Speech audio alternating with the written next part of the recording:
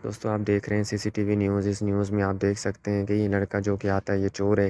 ये चोर देखें कितनी आसानी तरीक़ेकार से मोटरसाइकिल को चोरी करके ले जाता है। ये अपनी जेबों से मुख्तलिफ़ किस्म की चाबियाँ निकालता है और मोटरसाइकिल को लगाने की कोशिश करता रहता है। इनमें से इसके पास मास्टर चाबी भी होती हैं। ये फिर बड़ी आसानी तरीक़ेकार से मास्टर चाबी से मोटरसाइकिल का लॉक को खोल लेता है। खोलने के बाद इधर-उधर भी देख रहा होता है।